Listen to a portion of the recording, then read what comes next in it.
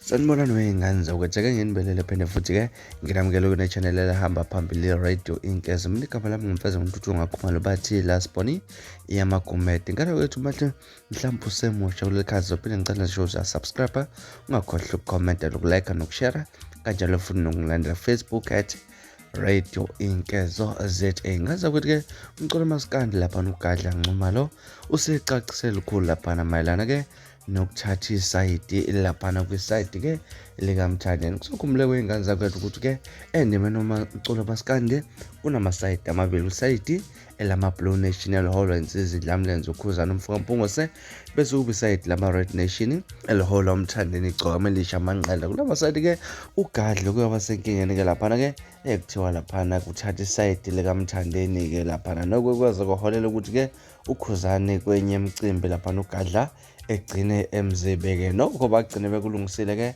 laphana ugadla umfoka Ncumalo ke wabuya futhi wazobekela isizwe ukuthi sebakhulumile nokhuzani wachaza konke okwakwemenza ke aze amzibe ukhuzani. Ngaza kwethu sibonile ke laphana enkundleni zokuxhumana ukuthi ugadla bekade bekhuza ibuya noMthandeni ukuthi khona ingoma abazoyikhipha. Namhlanje ugadla ucacisele ukuthi ngempela iyeza ingoma laphana ingu-track number 7 ezobe laphana ekhuphuka nzima kuyona album kaMthandeni igcokama umfoka amanqala. Ucacisele wey'ngane zakwethu ke ukuthi usethathe nesayidi akusekho ukuba sesenta laphana ke ucacisele ukuthi kahle kahle ukuliphi isayidi. Kodwa ngane zakwethu ke angeziwanda kakhulu ngalo daba, ikhona ivideo ephelele ozozizwela wena laphana inkulumo ephelele kababa ugadla umfoka Ncumalo. Nayi ngane zakwethu iclip ningathi nengithe sizovana nje sesayigopha ingxoxo yethu. Mhlawumbe kukhona yini mhlawumbe office ngakho e-studio mhlawumbe singase sikulindele nomfundisi nomthandi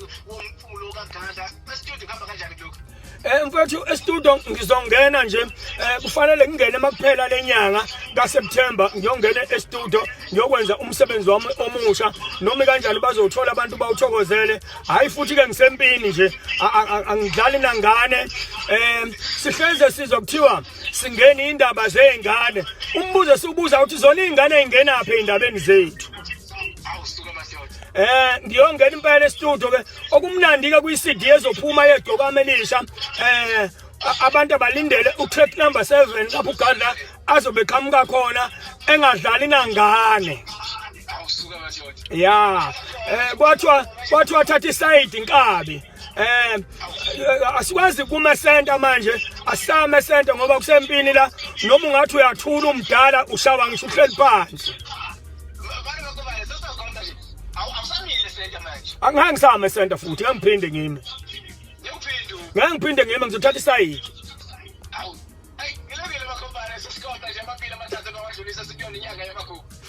Inyanga yamagugu sithokoza kakhulu ukuthi abantu abaphume bey'ndaweni okugcinwa kuzona amasiko bekwazi ukuqinisekisa ukuthi singamaZulu sikhona, asibambene usiko lwethu, sibambe siqinisekise singadlali ukuthi sithathe insiko zabanye abantu.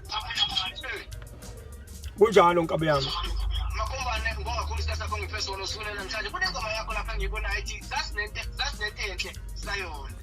Sasinento enhle sayona ayeqoma ngocamatshitshi zayixabana insizwe ziyoshana emgangeleni, sekuyizibhamu manje, sekuwumjolo manje, yonke lento iyifashini kodwa ayisani indawo. Ayisani indawo mfowethu. Ngiyabonga kakhulu mfowethu.